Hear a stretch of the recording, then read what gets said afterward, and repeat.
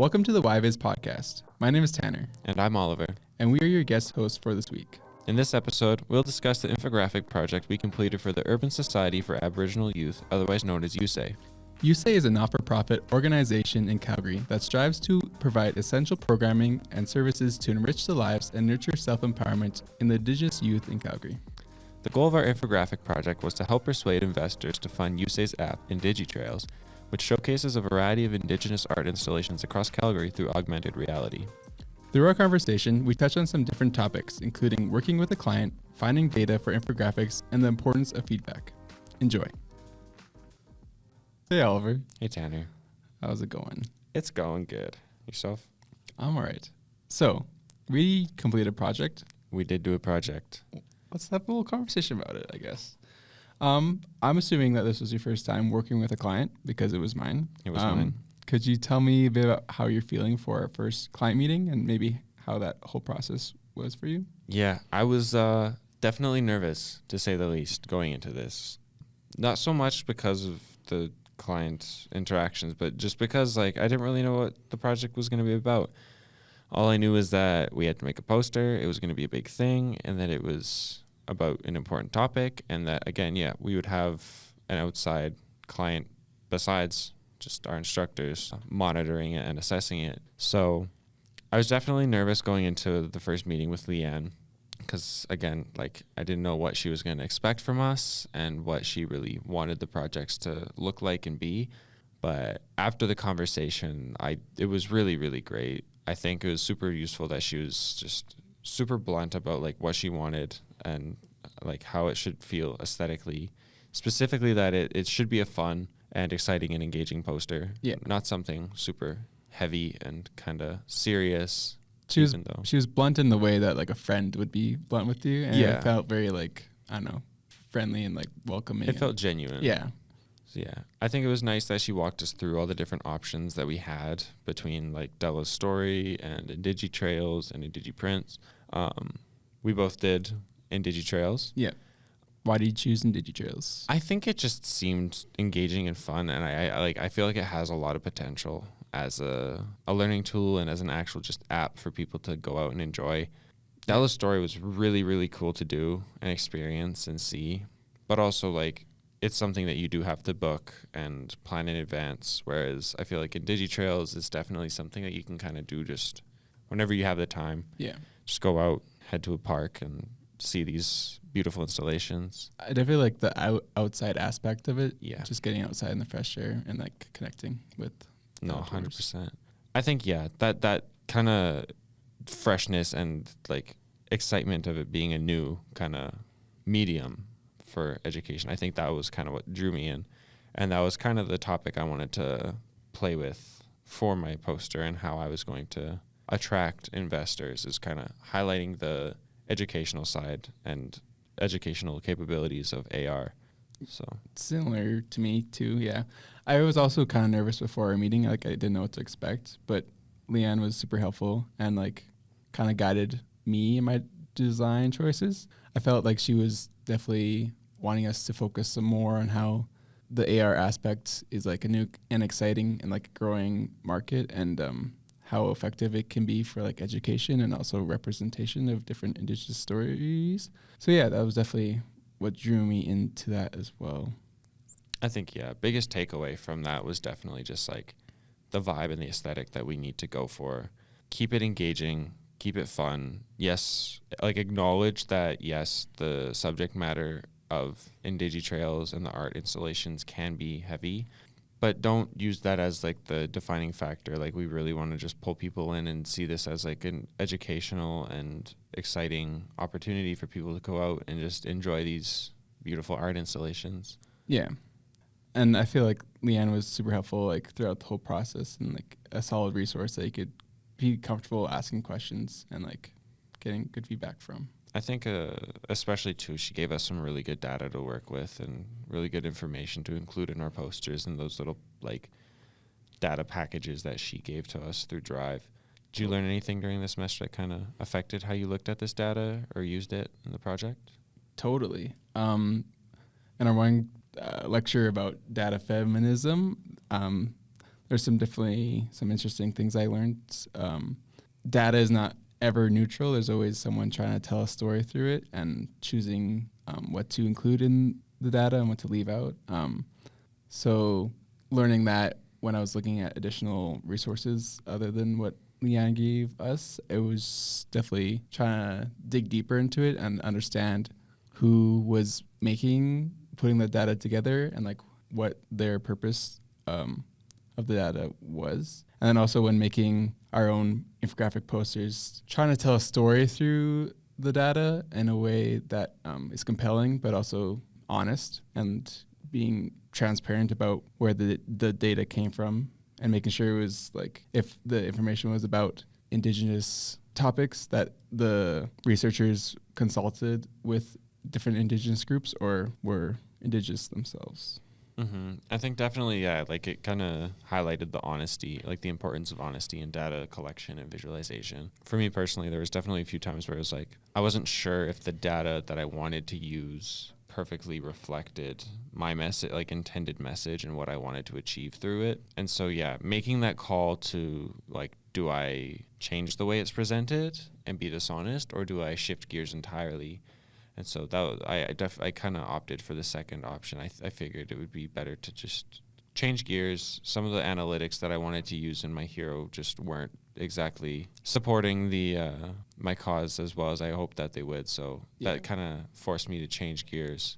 But I felt satisfied that I did that instead of kind of lying about the data and manipulating it. Yeah. If you have to manipulate the data to make it work, then there's usually other data that's more effective. Yeah, 100%. Also, but like finding data in academic papers that's like usable, that's some tricky stuff. Yeah, it was definitely tricky because a lot of it didn't actually, like, there was a lot of literature out there showing that, yes, AR is really great for education, but there wasn't a lot of numbers provided in them, so much as just like P&Q scores, stuff like that, just like whack. I'm not trying to do math, so no. It was nice finally finding one or two studies that did have some raw numbers, some percentages that I could actually visualize and show in a meaningful way that just the average viewer would be able to understand and take away, like, okay, yes, we're seeing some increases in educational performance through AR. So yeah, I think that was kind of lucky. Did you find any other resources that like helped you with writing about Indigenous topics? Yeah, the best practice protocols from the Elements of Indigenous Style literature was definitely super useful. Again, overall the project, I think it was nice that it was Indigenous-led through the consultation with USAY, and the information provided by Leanne, as well as her feedback and consultation. I think that was really important to see. It was kind of nice having that resource to make sure things were respectful and proper and honest and like looked the way they wanted it to look. And also, yeah, I think it, like, even though it wasn't like the stories of IndigiTRAILS aren't exactly community like specific, like they do range depending on the artists where the communities are where the stories are rooted in. And despite us not necessarily telling those stories through the posters, I think it was still important to acknowledge the diversity of the stories and kind of let that be a theme in our writing and our content when describing the stories of IndigiTRAILS and providing that context of it in our posters. Yeah. Also, like, I found the different resources, like the best practice protocols of international Indigenous style, just like the aspect of like deep listening, like actually focusing when someone's is presenting Indigenous knowledge, and then just like how to use that information appropriately in projects, even if like it didn't directly apply to the information we were using, just in the future especially would be helpful. You know, I think that like the readings and stuff from the Elements of Indigenous Style, even if like a lot of those protocols, whether in regards to writing or the use of art, didn't exactly apply, I think it was nice to have that inform, at least to some extent, our writing. And also just, it's good to know for projects going forward. I think I'm honestly excited to work with more Indigenous groups and creators. Yeah, it was definitely an awesome experience. I think these resources also helped us give feedback to like our peers and stuff. 100%. And we did do a lot of feedback with a lot of different people for this project, like Leanne, Kelsey, Madison, and our peers. Were there any outstanding moments from the feedback sessions?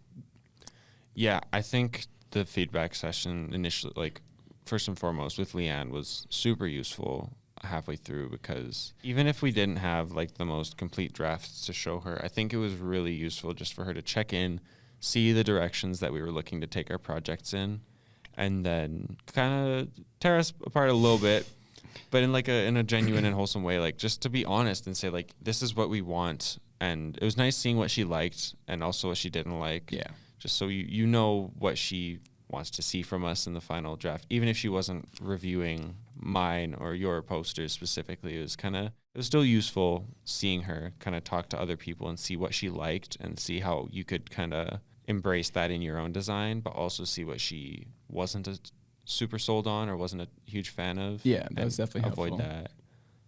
I found, well, it wasn't like directly feedback, but when we got to hear Keenan Williams speak, just the whole idea of like approaching the project with good intentions and understanding what we bring to the table as designers, but also where we lack knowledge was super helpful for this project.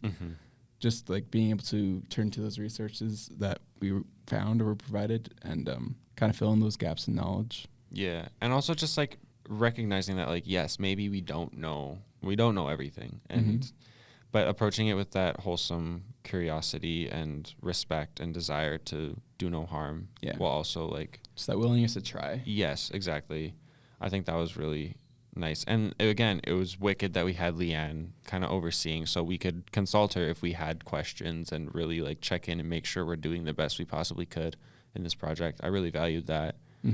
Also, peer feedback was super useful for like, I think a lot of the visual side of the projects, because I mean, I feel like a lot of the peers were very nitpicky about like the visual kind of side of things, because again, we didn't really necessarily have all our content fleshed out for the peer feedback sessions. So, but having our friends and peers kind of go through and point out certain things that maybe needed to be improved upon for our visuals or our layouts, I think that was super useful and honestly helped us learn to give better feedback as a group, and also just kind of bond us together as a cohort, to be honest. Yeah, that was a very cool aspect of the project, just seeing everyone grow and develop as designers. I felt the feedback sessions definitely made us better at giving feedback too, just having to like analyze different people's designs and like taking the information that we've learned and like gathered throughout our years as designers, be like, well, did you think about this principle, or like can you maybe push this design a little more to like draw focus and or guide the audience's eye. So that was definitely I think, the bonding, again, it was super valuable, and it was kind of neat just seeing people's designs evolve and improve through like our different feedback sessions, whether that be through like the initial digital drafts or the full scale like tile prints. Right. And then the second iterations of the tile prints. It was really neat seeing people implement those changes, and then again offering more feedback, and then seeing that like their final designs on the full final prints on that last day was super, super cool. Yeah. I love how everyone's is just so different. Like we're all given the same prompt, but then seeing where everyone takes it was super cool. I also think Kelsey's feedback was probably like my favorite to get. I think 100%. It's just like so pinpoint and like just pointing out the stuff that is not obvious to us and when we're designing, but when she points it out, it was like, wow, that's how did I miss that? It just feels so obvious when she points it out. It's so funny because it would be like, you'd look at it for a while, you'd work on it, and then everything would make sense in your brain. Then you'd show Kelsey, and then she'd be like, does this need to be there? And you'd be like, I don't know. Does it? But like, she's so approachable with that stuff. I really value her as like a resource. And I think just honestly having everyone as a resource, being able to consult your peers and Kelsey and Madison and Leanne throughout the project, I think really helped us kind of ensure that we were putting out quality work. Yeah. Just content that is effective too, and just pushing the design to like prove that IndigiTRAILS is good and needs funding, because it is really cool. But just having the information to like, and also like pinpoint, but also for different types of audiences. So like someone who's just gonna glance over the poster, but having information for them to be like, oh, quickly understand what we're trying to get across, but also yeah, just the different levels. So someone who's more involved can like discover more things about the content and stuff. Yeah. I think, again, the best practice protocols, as well as like the calls to action from Carfax, that like it was also very useful in guiding the decision making. Well, we didn't necessarily present any of the artworks from IndigiTRAILS in our work. I think those like consulting those protocols, especially like consent and respect for the artists and their work, I think that was really important and valuable, having Leanne kind of act as that representative of the artwork. And then, again, it was all about consultation. It was just that constant stream of communication, just checking in, making sure, okay, this is good, this is respectful, both with Leanne, with Kelsey, with our peers. I think, I think Madison. And Madison. I think it ended up just, it all worked out really well and helped us create designs that I'm personally proud of. Yeah, same. I think it was an awesome experience. Mm-hmm. Well, thanks for the chat. Yeah, no, thank you. This has been great. Yeah. And shout out to the listeners. Yeah, thanks for tuning in. We'll see you in the next one. Peace. Bye.